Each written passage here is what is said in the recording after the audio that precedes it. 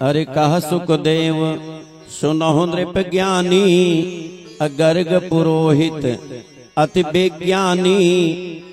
मथुरा ते आयो चलित हवा, कि नंद राय कर मंदिर जहवा। एक दिन वसुदेव विचार करने लगे कि नंद बाबा के यहाँ दो छोरे हैं और दोनों का अभी नाम नहीं रखा है बाबा जी ने। शायद खुशहाली में नामकरण करना भूल गए, क्योंकि हमारे यहाँ 16 संस्कारों की विधा है, 1.25 महीने के अंदर नाम रख देना चाहिए। सब कितने समय में कौन सा संस्कार होता है उसका समय निश्चित है। तो कहा 1 साल हो गया। एक बड़ा वाला भी हमने सुना है, उसका नाम ही नहीं रखा दोनों का। तो उनके पुरोहित गर्गाचार्य हैं। गर्गाचार्य के पास गए, कहा गुरुदेव वो हमारे मित्र हैं नंद बाबा, गोकुल में रहते हैं। उनके 2 बेटे हैं, एक बड़ा है एक छोटा है। छोटा वाला 1 साल का, बड़ा वाला उससे बड़ा है, लेकिन नाम ही नहीं रखा है। तो आप चले जाइए, नामकरण करके आ जाइए। तो गर्गाचार्य चले आए। और जब नंद भवन के सामने आए तो नंद बाबा ने देखा महात्मा जी को, जाकर प्रणाम किया, बिठाया। तो नंद बाबा ने कहा कि कहिए महाराज कहाँ से आ रहे हैं, कहाँ जा रहे हैं। तो गर्गाचार्य ने कहा देखिए हम तो पुरोहित आदमी हैं, कहीं भी पूजा पाठ जब होना होता है, कोई बुलाता है तो जाना ही पड़ता है। सत्यनारायण की कथा कोई करवाएगा तो जाना पड़ता है, कोई मुंडन संस्कार बच्चों का कराता है तो जाना पड़ता है, या कोई नाम रखवाना चाहे बालकों का, बालिकाओं का तो जाना पड़ता है। नामकरण भी करते हैं। तो जब नामकरण की बात लिया तो नंद बाबा को याद आई, अरे बाबा चौखी याद दिलाए, हम तो भूल ही गए थे, हमारे दोनों बालकों का नामकरण नहीं हुआ है। बहुत अच्छा है आप आए हैं, अब फुर्सत में भी आप, कोई कार्यक्रम नहीं है तो एक काम कीजिए, हमारे बालकों का नाम रख दीजिए, नामकरण कर दीजिए। तो गर्गाचार्य ने कहा देखिए बाबा जी, आप कोई भी काम करते हो तो बड़ा शोर शराबा करके करते हो, बहुत से लोग जान जाते हैं। अभी कंस को शंका है कि वो छोटा वाला हो सकता है, देवकी का 8वां लड़का वही हो। अच्छा हम जब नामकरण करवाएंगे तब यह बात कंस के कानों में जब जाएगी तो कंस की शंका बलवती हो जाएगी। क्यों? अरे भाई वसुदेव के पुरोहित ने जाकर नंद के लड़के का नामकरण क्यों करवाया? इसका मतलब है कोई कनेक्शन जरूर है, उसकी शंका को बल मिल जाएगा। अब है ऐसा कि नहीं देवकी का लड़का है कि नहीं मुझे नहीं पता है, लेकिन ये तो बात हो जाएगी ना। इसलिए आप ऐसा काम करें, अपने गुरुदेव सांडिल्य मुनि को बुलाकर करवा लीजिए नामकरण। नंद बाबा ने कहा अगर बाबा ऐसी बात है तो गुपचुप नामकरण करवा लेते हैं, किसी को नहीं बताएंगे, केवल हम जाने आप जाने और दोनों माताएं जाने। तो कहा कि कहाँ करवाएं? कहा गौशाला में। आदेश हुआ, गौशाला में व्यवस्था बनी। गर्गाचार्य जी गए, वहां बैठ गए। दोनों माताएं जब बालकों को लेकर चलने लगी तो दोनों माताओं ने कहा कि हमने तो इन महात्मा का बड़ा नाम सुना है, ये त्रिकालदर्शी हमने सुना है, तो एक काम करें परीक्षा क्यों न ले लें। कहा कैसे परीक्षा ले लें? कहा कि बालकों को बदल लेते हैं। यशोदा ने कहा हम बड़े वाले को ले लेते हैं, रोहिणी ने कहा हम छोटे वाले को ले लेते हैं। देखो महात्मा जी जान पाते हैं कि नहीं। दोनों ने बालकों की अदला बदली किया, आकर बैठ गए, आकर प्रणाम किया। उसके बाद अपने स्थान पर दोनों माताएं बैठ गई। नामकरण करवाने से पहले गर्गाचार्य ने सोचा कि बालकों को देख ले जिनका नामकरण करना है। यशोदा की गोदी में बड़े वाले को देखा, बड़े वाले भी सुंदर हैं, ऐसी बात थोड़ी है। तो बहुत अच्छा लगा उनको देखने में। अब वैसे देखते देखते जब छोटे वाले को देखा तो भाई वो तो अद्वितीय सुंदर है ना। और देखने लगे तो देखने का क्रम उनका क्या था, मुंह खुला का खुला रह गया, आंख खुली की खुली रह गई। इतना भी सुंदर बालक हो सकता है क्या? और बस एक टक देखते रहे और देखते देखते कहते हैं बंधु उनको ब्रह्म का दर्शन हो गया और बस वैसे समाधि में चले गए। बैठे बैठे गर्गाचार्य। समाधियां 2 प्रकार की होती हैं, एक ध्यान समाधि होती है, एक त्राटक समाधि होती है। ध्यान समाधि में क्या होता है कि श्वास चलती रहती है, आंखें बंद रहती है। ध्यान में श्वास चलती रहती लेकिन आंख बंद रहती है। त्राटक समाधि में ठीक उल्टा होता है, श्वास भी बंद हो जाती है, आंख खुली रहती है।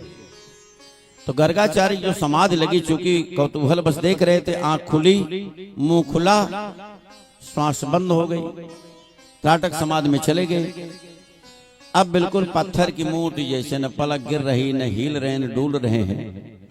दोनों माताओं ने देखा महाराज जी को, तो आपस में कहा क्या हो गया महात्मा जी को?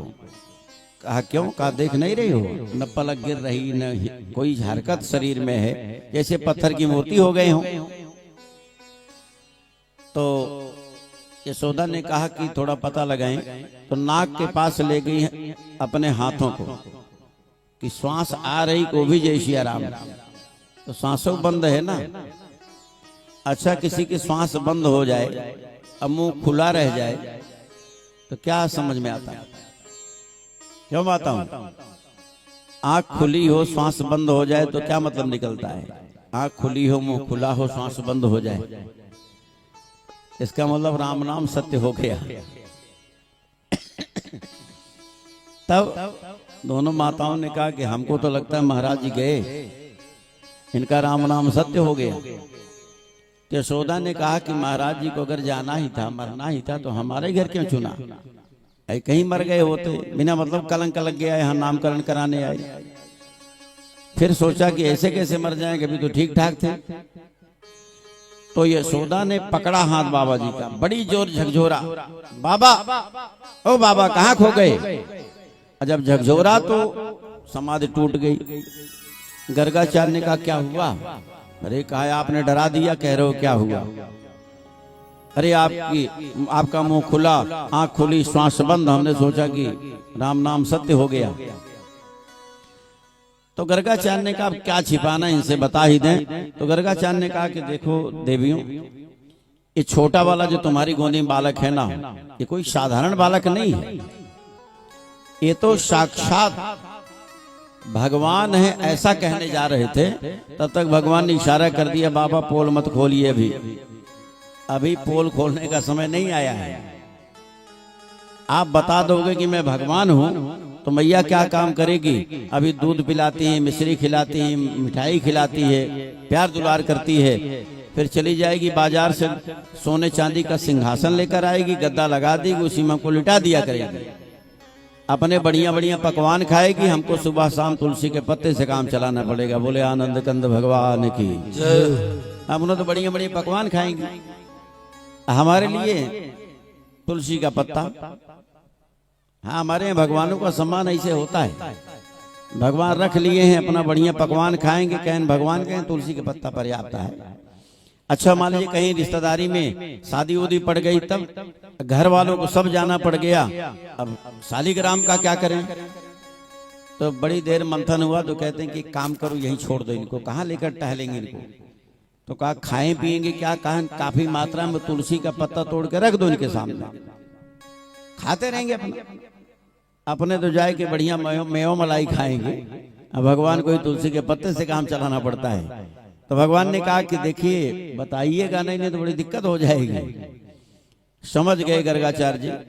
तो अब जो कहना चाहते थे साक्षात भगवान है, तब भगवान ने कहा है मैया तेरी गोद में जो बालक है कोई साधारण बालक नहीं है, ये तो साक्षात गुणों के खजाना है। बोले आनंद कंद भगवान की। अब नाम रखने की बारी आई। अच्छा, जिसको ब्रह्म का दर्शन हो जाए तो जान नहीं पाएगा कि माताओं ने अदला बदली किया है। यशोदा से कहा कि क्योंकि बड़ा वाला उन्हीं गोदे, पहले बड़े का नाम फिर छोटे का नाम रखने की परंपरा है, तो कहा मैया ये आपका बालक नहीं है जिसको लिया है आपने, अयम हे रोहिणी पुत्रो, ये रोहिणी का बेटा जिसको आपने लिया है। तुरंत बालकों का अदला बदली किया, कहा बड़ा चोखा महात्मा है भाई, तो इस समझ गया खड़िया पलटन वाला नहीं है कि अयम हे रोहिणी पुत्रो कि रमयन सुहृदो गुणई है आख्यास्ते राम इति बलाधिक्याद बलम विदुः। अरे कह मुनिवर तव बचन बिचारी यह रोहणी पुत्र बलधारी अति गुणज्ञ होई है बलवाना तो या कर नाम राम जग जाना। इनका मैं नाम राम रखता हूं मैया कि शंकरषण बलदेव भी हुई है या कर नाम होए बलि रिपुहने यह तो लोग कहें बलराम। चूंकि बल में अधिकता होगी इसलिए इनको बलराम के नाम से जाना जाएगा। और जिनका बल समाज के कल्याण के लिए लगता है तो कल्याण से होता है भद्र माने कल्याणकारी, तो इनको बलभद्र भी कहा जाएगा, हलधर कहा जाएगा, दाऊ दयाल कहा जाएगा, बहुत सारे नाम से पुकारे जाएंगे। बोले बलराम भैया की जय हो। अब छोटे वाले का नंबर आया कि आसन वर्ण त्रयो ह्यस्य गृह तो अनियुगम तनोः शुक्लो रक्तस्तथा पीत इदानीं कृष्णताम गतः। शुक्ल वर्ण सतयुग महाभयो रक्त वर्ण त्रेता महठयो द्वापर कृष्ण वर्ण हुई आए तया कर नाम कृष्ण छवि छाए। मैया इस अवतार में एक काले रूप में आए हैं तो कृष्ण माने काला, तो कहा इनका नाम भी मैं कृष्ण ही रखता हूं। कृष्ण का दो अर्थ होता है, एक होता है कृष्ण माने काला और दूसरा है कर्षयति इति कृष्णा, जो आकर्षित कर ले दूसरों को अपनी तरफ वो कृष्ण है। तो कृष्ण नामकरण किया और कहा मैया कभी वसुदेव के पुत्र हुए ही इसलिए इनका नाम वासुदेव होगा, मुरलीधर होगा, माधव होगा, गोविंद होगा, मुरारी होगा, गोपाल होगा, बहुत सारे नाम इनके होंगे। इनके सारे नाम बड़े अनोखे होंगे। इनकर नाम अनेक अनुपा, सुंदर नाम वाले। बोले कृष्ण भगवान की जय हो। बाबा जी को खूब सारा धन दिया, आशीर्वाद लिया, बाबा जी वहां से चले गए गर्गाचार्य। लेकिन एक समस्या बड़ी विकट आ गई, यशोदा मैया से कृष्ण कहते नहीं बनता था बंधु, कृष्ण कह ही नहीं पाती थी। थोड़ा टेढ़ा है ना तो मैया से कृष्ण कहते नहीं बनता। नंद बाबा बहुत सिखाते लेकिन मैया से नहीं बना तो मैया ने कृष्णा कृष्णा कहना शुरू किया। हम तो कृष्ण ही कहेंगे, कृष्ण नहीं आए तो कृष्णा। ऐसा होता है क्या? हाँ होता है। एक भाई साहब दुबे जी थे, उनके लड़के का नामकरण हमने कराया तो उनका नाम रखा बच्चे का मृत्युंजय। नामकरण करके चले आए। कुछ दिनों बाद फिर मिले तो हमने कहा कि घर परिवार ठीक है भैया, तो मृत्युंजय कैसे हैं? कहा सब ठीक है, एक परेशानी बहुत विकट आ गई। हमने कहा क्या परेशानी है? कहा कि वो मृत्युंजय की माँ जो है ना, वो मृत्युंजय कह नहीं पा रही है। हमने कहा उसको सिखाइए ना। क्यों नहीं कहेगी? अरे कहा सिखाते सिखाते हम भूलते जा रहे हैं मृत्युंजय, तो क्या आप बताएं, उसको आ ही नहीं रहा है। हमने कहा तो क्या कह रही है? तो कहा मुर्तजा मुर्तजा कर रही है। बोले आनंद कंद भगवान की जय हो। तो ऐसा होता है, मैया किसना किसना कहा करती थी। अब दोनों बालक घुटमन घुटमन चलने लगे। एक दिन नंद बाबा स्नान करके यमुना से आए और दोनों बालक घुटने के बल चलते हुए बाबा जी के पास आए। बाबा जी खुशी का ठिकाना नहीं रहा, बड़ा प्यार दुलार किया। उसके बाद चले गए पूजा घर में पूजा करने के लिए। और जब पूजा घर में गए तो पीछे पीछे घुटमन के बल कन्हैया भी जाने लगा पूजा घर में। तो बाबा जी ने देखा तो कहा कि लाला तू कहाँ? तो कन्हैया ने कहा कि बाबा आप कहाँ? तो कहा बेटा स्नान के बाद पूजा किया जाता है, पूजा करने जा रहे हैं पूजा घर में। किसकी पूजा करने जा रहे हैं? कहा कि जय जय की, शालिग्राम की। तो कन्हैया ने कहा बाबा वो जय जय और शालिग्राम हम ही हैं, हमारा पूजन कर दीजिए, हो गया पूजा। नंद बाबा ने बड़ी डांट लगाई, छोटा मुंह कर इतनी बड़ी बड़ी बात करता है, तो शालिग्राम है। कन्हैया ने कहा और क्या, शालिग्राम काले हम भी काले, तो शालिग्राम तो है ना। अब बेकार की बकवास नहीं, एक तो तने स्नान नहीं किया है और दूसरे घर में चला रहा है, पूजा घर में बैठ वहीं। नंद बाबा ने डांट लगाई तो कन्हैया वहीं बैठ गए। और जब बैठ गए बंधुओं तब अब बाबा जी गए अंदर, शालिग्राम भगवान के सामने गए, खटकर्म किया, उसके बाद आवाहन किया। आवाहन के बाद खोटसोपचार पूजन किया। खोटसोपचार पूजन की विधा में पंचामृत से स्नान कराया, शालिग्राम का, दूध से, दही से, घी से, मधु से, शक्कर से, गंगा जल से तो स्नान कराया और रखा शालिग्राम को। उसके बाद चंदन तिलक आदि किया।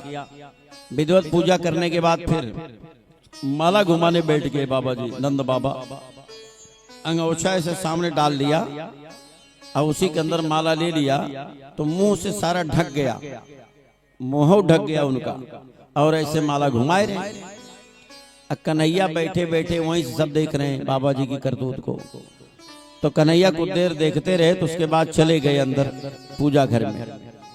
तो गए तो बाबा जी के बगल बैठ गए। तो कभी बाबा जी को देखें तो कभी शालिग्राम को देखें। अब देखते देखते पता नहीं क्या भाव आया, शालिग्राम को उठाया, उलट पुलट के देखा लाला ने, फिर मुंह में डाल के मुंह फुलाई के बैठ गए। जब माला पूरी हुई बाबा जी की तो माला रखा, कहा जय हो शालिग्राम भगवान की। तो देखा तो शालिग्राम का पता नहीं है। फूल उल उठा के देखा, इधर उधर कहीं गए तो नहीं, पता लगा कहीं नहीं है। तो बगल देखा तो कन्हैया बैठे हुए मुंह फुलाए हुए। कहा लाला मैंने मना किया था, क्यों आ गया घर में? तो कन्हैया के मुंह में शालिग्राम है, बोले कैसे? तो कहा ये कहा तेरा मुंह कैसे सूज गया, अभी तो ठीक था। तो लाला ने कहा तो समझ गए बाबा किसी की बदमाशी है, शैतानी है। एक गुलाची मारा तो शालिग्राम फट से नीचे गिर गए। और शालिग्राम को जब नीचे गिरता देखा तो कहा हे भगवान, शालिग्राम को खा लिया तैने। और फिर पकड़ा हाथ ले आए यशोदा के पास, देख यशोदा तेरे लाला को क्या हुआ? अरे शालिग्राम को खा लिया इसने। भैया बड़े चक्कर में पड़ गए कि शालिग्राम कोई खाने वाली चीज है। कहा लाला तेने शालिग्राम को क्यों खाया?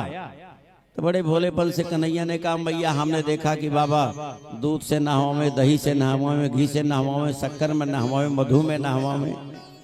हमने सोचा थोड़ा पता ही लगा ले कितने मीठे हो गए हैं, स्वाद ले लिया थोड़ा सा। अच्छा अच्छा रसगुल्ला समझ के खा लिया। नंद बाबा ने कहा बेकार की बात नहीं, ये कौन सा तरीका है, समझा इसको। और आए फिर शालिग्राम भगवान को पुनः स्नान कराया, प्रायश्चित पूजा किया। लाला भी हमारा छोटा है, उसको पता नहीं कुछ, हे भगवान क्षमा कर देना। इस तरह की लीलाएं भगवान बहुत सारी करते हैं गोकुल में रहकर बंधुओं। सुखदेव ने कहा हे परीक्षित कि जैसे यशोमति रोहिणी थी कुलवंती बाम, क्यों ही सुंदर सुखद सुत बलदाऊ घनश्याम।